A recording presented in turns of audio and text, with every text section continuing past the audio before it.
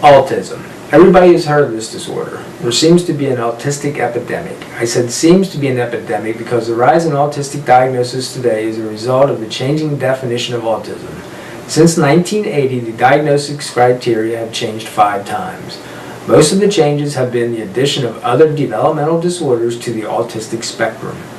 In October 2009, the journal Pediatrics released new statistics compiled by the CDC on the prevalence of autism, boosting the rate from 1 in 150 to 1 in 100. There are some autistic specialists that would tell you that more doctors are diagnosing lesser-known developmental disorders as autism so that parents can receive state and federal assistance that their child needs. As more doctors diagnose these lesser-known disorders, they eventually get added to the autistic spectrum. This bar graph behind me showing the number of children aged 6 through 17 who were served under the Individuals with Disability Education Act with a diagnosis of autism. The bar graph shows the rise in autistic diagnosis from the year 1996 to 2007. It is in the same time frame that the CDC revised the definition of autism to include several new disorders. This bar graph was provided by Wikipedia.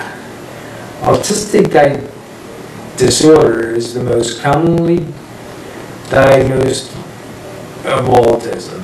AD is probably the form of autism most people are familiar with.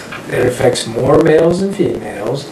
AD greatly hampers a child's social functions. Children with autistic disorder can display a wide range of deficiency in moderate to severe communication skills, social skills, and behavioral problems. AD can be detected in the first year of a child's development and is usually diagnosed by the age of 3.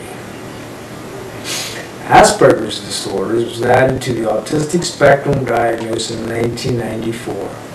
Much controversy exists regarding the definition of Asperger's syndrome or disorder, both in clinical practice and in research studies. Further, there is no yet agreement that Asperger's disorder is indeed separate and distinct from high-functioning autism. Childhood degenerative disorder appears in older children ages 2 to 10. It affects a child who is developing normally and then all of a sudden will start losing speech and motor skills without much warning. The big difference between CDD and autism is that often children lose skills previously developed with the onset of CDC. Rett disorder affects only females and is very questionable as to its place in the autistic spectrum. Children with Rett's experience lots of speech and motor skills for a few years, then seem to regain the ability to learn again, but at a much slower pace. To be diagnosed with Rett, you must demonstrate all the criteria, all other disorders that fall under the autistic spectrum only require that you meet some of the criteria. Pervasive development disorder, not otherwise specified, also known as PDD-NOS, was added in 1994 to the growing list of mental disorders included in the definition of autism. PDD-NOS is only given a brief description in the DSM-IV-TR and is the hardest disorder to diagnose. A diagnosis of PDD-NOS means that the child shares some of the criteria of autism, but not all of them. While some parents have to fight for help for their autistic children, far more services are now available. This has encouraged doctors to label borderline and ambiguous cases of autism. They know that this is often the best way to get the child some help. Once a child is diagnosed with autism, it is usually diagnosed for life. So if a child with a disorder that can be helped is misdiagnosed with autism, the label of autism will stay with that child. The massive broadening of the definition of autism, particularly at the milder end of the spectrum, is one of the main factors responsible for the rise. As the number of children with autism continues to rise, so does the strain on the healthcare professionals and educators who work to help autistic children overcome their disorder. There is no cure, but great strides are being made in the research and development of educational tools to aid the autistic child. Just as there is a spectrum of autistic disorders, there is also a spectrum of improved skills and abilities. So while the definition of autism continues to change, we as a society must continue to look for both a cause and a cure for autism. The number of autistic children is still rising, but so is the quality of the care they receive.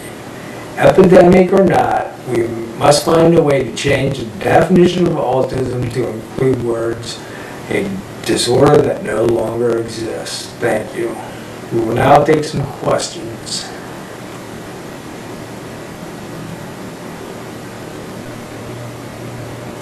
Are there any more revisions to the autistic definition in the future?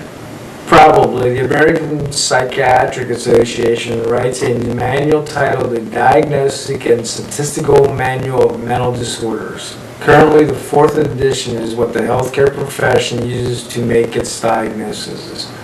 In the year 2012, the APA will publish its 5th edition.